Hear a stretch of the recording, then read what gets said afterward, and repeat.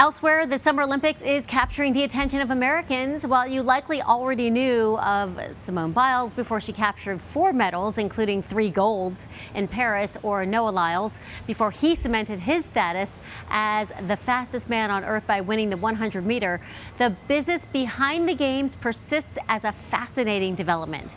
I want to bring in Rachel Axon. She's an Olympics reporter for Sports Business Journal, and she is covering all the action in Paris, and she joins me now. Rachel, so glad to have you with us. Thanks so much for having me. So before we dive in, I want to hear what you think. What's the environment like right now in Paris? What's it like around the Olympic Village?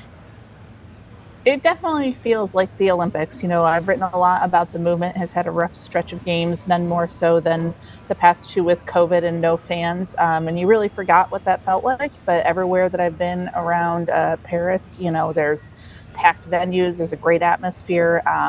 It really is kind of the games back in their fullest glory, so to say. Right. Now, we understand that Paris organizers elected to forego, building an Olympic park or new venues in favor of creating the first truly urban games. I'm curious to hear what new challenges you see that this is presenting, not just the sponsors and advertisers, but maybe also to the athletes as well. It's definitely a change. So many of the venues, and if you've been watching at home, you've seen them, the beach volleyball in front of the Eiffel Tower, have put sports right at the heart of the city and spread them around in iconic locations, but there's not that central gathering place that there may have been in past games. So for sponsors, very few sponsors are showcasing within the Olympic footprint that the organizers offered, but Paris offers many more opportunities, right? There's a lot of them renting houses and spaces and places where they can have that activity, that activation, that B2B component. So we're seeing a lot more of that just spread throughout the city. And I think that's maybe a trend going forward because, the IOC wants hosts who aren't going to build a lot of new things. And I think Paris may be setting a new model for how to put the games like this in the city. How do you think it's affecting the athletes? Do you think it has any effect? The most of the athletes, certainly not all, but many or most of them stay in the athlete village, which for these games is in the northern part of Paris.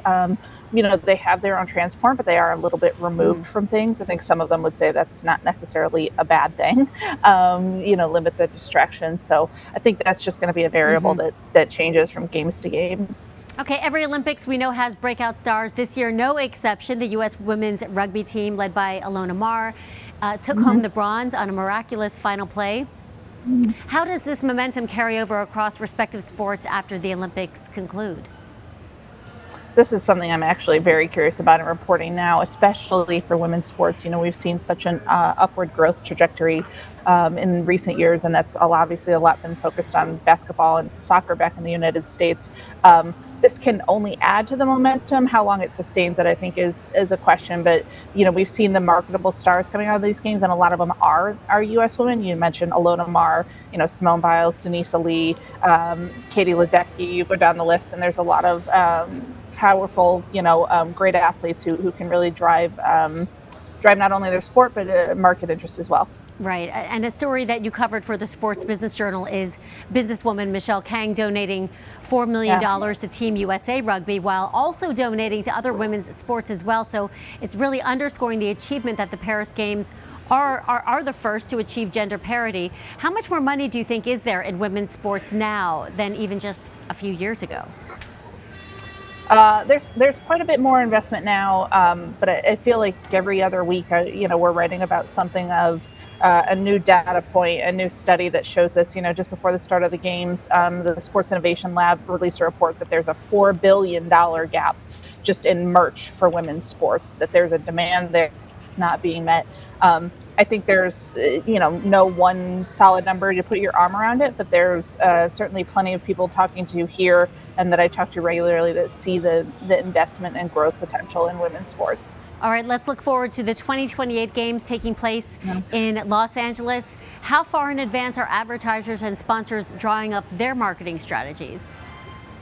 I can tell you they're definitely thinking about it. In every conversation I've had here, and I'm just coming right now from talking to the LA 28 organizers, they are thinking how this makes things look differently. And part of this we saw in the decisions of who they signed to their athlete rosters even before coming here. Certainly they're picking Olympians and Paralympians with the potential to get to Paris, but really with the long view of Los Angeles. So I think they're thinking about who they sign, when they sign, being involved in the cycle. And I think LA28 as an organizing committee is going to see an uptick of interest from sponsors after seeing the success of these games. And by the 2028 games, two of the U.S.'s biggest stars, Simone Biles, Katie Ledecky, they're going to be in their 30s. So if they don't compete at those games, how do marketing teams overcome their absence, especially with the games on U.S. soil? I would say a couple things. One, I wouldn't rule out either of them competing. Katie for sure has said she would like to, and I know Simone has entertained it as an option. At least she hasn't closed the door on that. There are always emerging U.S. stars, right? And they may not be household names now, but maybe not on the next level of the next Katie Ledecky or the next Simone Biles, because those are generational talent. But there will be marketable athletes that sponsors can go out and find. I'll say for those that are going to be in this space, they better get to it, because you can already kind of see from here before the handoff the excitement that will be coming for Los Angeles in 4 years.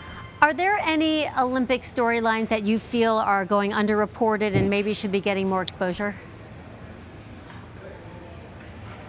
No, it's kind of hard when you're here and it's at a saturation point. No, I think it's as you can see, I'm coming to you from the press center in a room of with probably a few hundred journalists right now, but there are thousands of journalists here. So, aside from what's in my notebook, I think we've got it well covered here. Well, let me ask you this. We saw the intersection of the Olympics. The image and likeness first appeared during the Tokyo Games. Case in point, Suni Lee winning gold before debuting for the Auburn Tigers. Now that the NIL policies are more established in college sports, how much opportunity do you think could be there for Olympic medalists who are also collegiate athletes?